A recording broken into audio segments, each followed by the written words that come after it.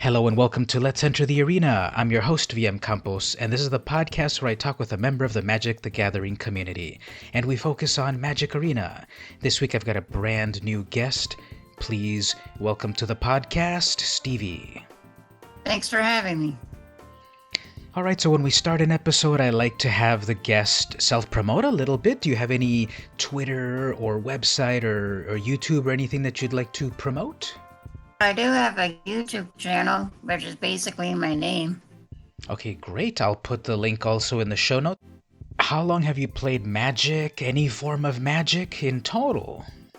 I have been playing off and on for since 2001. Took a long break to focus on other card games, and then when you and the gang at school, I picked it up again, and ever since then, 3 years ago, been playing Magic full time for 4 years now. So how long have you been playing Magic Arena? This is the latest and greatest way to play Magic digitally. So how long have you been on Magic Arena? I've been on it since the beta of last year. Okay, cool. So you've been around it for a little while. You've seen them adding the new cards and the new sets, and there's a new set coming out very, very soon. By the time this airs, we're going to have already a new set on July 1st. Well, hard to believe time flies pretty fast. And hopefully there are pirates and dinos in there.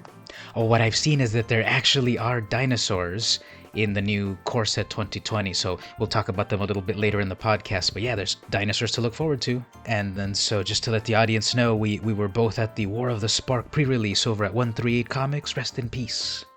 Yep. Did you get any good pulls at that War of the Spark pre-release?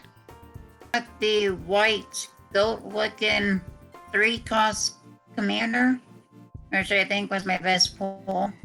That is the Wonder.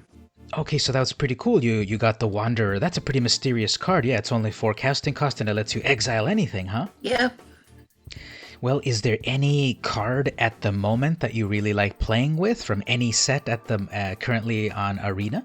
My favorite from Arena would have to be Vraska. Oh yeah, that's a lot of good choices there. There's a bunch of Vraska Planeswalker cards out there. So I know you had the Vraska Relic Seeker. That's the one that's 6 casting cost in total. She creates pirates. She can destroy an artifact or a creature. And remind me again, what is her ultimate ability? Her ultimate is target player's life goes down to 1. That's so much fun. Like when you get that going on, it's really cool, especially maybe in a commander game where people have so much life, and then you do the ultimate -10, and suddenly they have 1 life. I think I've actually done that a couple times. Any other Vraskas you might be interested in putting in a deck in a future? I also like the effects of Bulgari Queen. Let's see that. Well, you may sacrifice another permanent, you draw a card, cool, destroy a permanent, cool, or -9. You get an emblem whenever a creature you control deals damage, that player loses the game. Well, that's another over-the-top effect, isn't it, about winning? Yep. I guess because she's a Gorgon, she can totally end the game quickly. Her and Seeker could be sisters. Yeah. Maybe it might be cool to make like a deck that's all Vraska Planeswalkers, because the colors are all green and black. That's actually not a bad idea. And then you can put a lot of death touch creatures in there to really get the job done. Yep. What's your favorite deck at the moment that you're playing? My favorite deck at the moment would be Pirates and Dino. Okay, cool. Like, what's a good strategy that you've got in your pirate deck? My favorite strategy in my pirate deck is to bring out my fast guys like Buccaneers out first and deck hands to get early damage in. Oh yeah, that deck has kind of like a lot of efficient creatures just with like 2 and 3 cost, doesn't it? Yep. Okay, so while you've got all of these lower casting cost creatures getting out there out of control, you're slowly building up for that big casting cost, and then you've got like a big thing coming out, right? And plus I specialize on many different ways to summon treasure for whenever I draw Vraska out. There's a brand new card coming out in Core Set 2020. Some sort of dragon, I think Rapacious Dragon. Unfortunately, It's not a pirate, but it's a dragon. But when it gets summoned, it actually makes treasure. That's actually not a bad ability. So, Rapacious Dragon, it's a 5 casting cost, it's a 3/3, it's flying. But when it enters the battlefield, it makes 2 treasures. Ooh, that's not bad. So you said you had a second deck, a dinosaur deck? How does that one work? It's just a made for fun deck, pretty much. What's the dinosaur in that one that stands out? I like my 3-coster that whenever he attacks, he taps a creature. Territorial Hammerskull, yep. So would you say that maybe Ixalan is one of your favorite blocks because it's got the dinosaurs and pirates? Pretty much. So now that you've been playing Arena for a little while, since the beta last year, what would you say you had like a cool or funny or weird moment that comes to mind? I equipped my departed deckhand with the kite cord a few times. Oh yeah, Cobbled Wings. So now you've got an unblockable flying spirit pirate. But wait a minute, that's kind of funny. I would assume that most spirits would fly automatically, but this one doesn't. You have to also put it on the Cobbled Wings. Yep, that's right. So one card that I've enjoyed on Arena is Captivating Crew. This might be one that you might want to put in your pirate deck. It's a red card. It's a 4 casting cost pirate. And my pirate deck is basically red-blue to begin with. Yeah, so I think this pirate might work well here. So it's a 4/3, so it does a good amount of damage, 4 damage. But then what it can do is if you pay 4 mana, 3 and then 1 red, you can gain control of your opponent's creature until end of turn. So basically you convince your opponent's creature to join your pirate ship for 1 turn. That's not a bad ability. One of the decks that I'm enjoying playing at the moment it's a black and blue deck that mostly focuses on War of the Spark cards, and I do a lot of amassing. So that's the one where you can create these zombie armies. I like this deck. It's black and blue. It's focused on doing the fun thing that I like to do in my decks. Do you remember when I play black or blue, do you remember what's my favorite thing to do in those colors? Your favorite thing to do is to either destroy players' hands or feel. Exactly, so that's what this deck is about, because I have, there's this character, Ashiok, Dream Renderer, that I have in this deck. What Ashiok does is, it has the minus ability, target player puts the top 4 cards of their library into their graveyard, and then you exile their whole graveyard.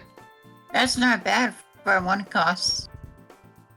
Yeah, exactly, and you can do it up to 5 times. So that's basically half of their deck.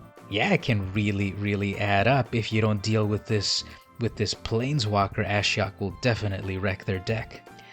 So I've got that card in there. I also have Obnixilis, the Hate Twisted. So this is the one that... Okay, so I like to destroy things from their hand or library, and also things from their field. So Obnixilis, this is a 5 loyalty, and with a -2, destroy target creature. But the funny thing is that I destroyed your creature, and then it gives you 2 cards, but whenever you draw a card, it deals 1 damage. That's a pretty heavy payback. Yeah, exactly. It's like, here's a free card, but it's going to damage you. So I think like a cool, fun, weird moment is when this deck that I built works. It never works, but when this deck works, it's so amazing. It's a deck that focuses on Revel in Riches. I think you were in the live stream when I was trying to make it work. Remember, it was a pirate deck. Yeah, so I was trying to make treasures, but it wasn't working, and I was getting upset because I'm way too serious about it. But it's just a game, so it's not too much to be serious about. That is true. Now, if you consider yourself towards in the middle or so between basic and intermediate experience, what would you say is some advice that you would give people getting brand new into Magic? I would say, just like any other card games you might have experience with, don't play it too seriously and just have fun. When you first started maybe what would you have liked to learn early on, or what would you have liked to have someone tell you early on to get better at Magic? Like when I started Magic, I wish I had like people to tell me like what type of deck ideas there were out there to like construct decks around. One thing I noticed too, between the differences of all the different card game communities I've been a part of, I really appreciate the Magic community the most because they're really hopeful, like towards beginner players on starting them on their collection. Now, even though Magic is amazing, I guess there's other hobbies to have. So what would you say is one non-Magic hobby that you're into? My favorite non-Magic hobby I love is to practice my 3D art.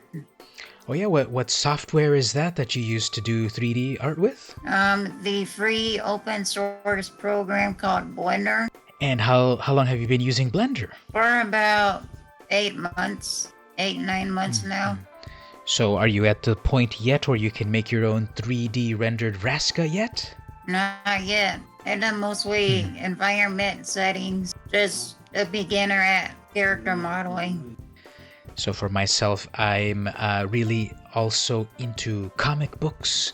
I've had a collection since I was little, and I really like Spider-Man. I still have my original Spider-Man comics when I was young. I still read the latest Spider-Man comics, and just a bunch of different variety of comics. I bought the other day, I actually just bought a kind of a valuable comic from eBay. It was a signed copy of Albedo #1. This is a comic book from 1983. That is way before my time. It was before my time too, but I wanted to go back and get an old book because I check out eBay once in a while to check out prices of things, and this one was at a really good price, and it was issue #1, and it was signed by the creator. And I'm like, that's a good price. I want to try to bid for it, and my bid won, and I finally got it. Oh, that's pretty lucky. Yeah, sometimes you're not lucky at all on eBay because other people have more money or they bid faster or whatever, but I got lucky this time. So, would you like to take one more moment to promote anything that you'd like? Where can people check you out online? You can check me out on YouTube. Well, as we wind down the podcast, thank you so much for being on the show, Stevie. Thank you for having me as a guest.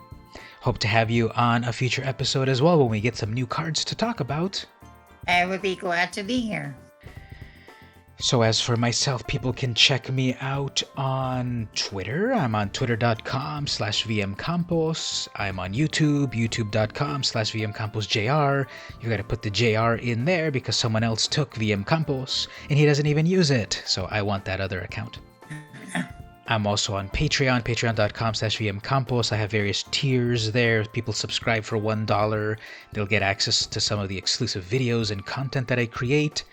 Or if they subscribe for the $2, I will actually mail people vintage Magic cards from back in the day. No, not a Black Lotus. But besides that, people can find me online, and I'm streaming every Saturday on YouTube, 11 a.m. and 11 p.m. Pacific time. This has been VM Campos. And Stevie Roder. And I'll see you in the arena.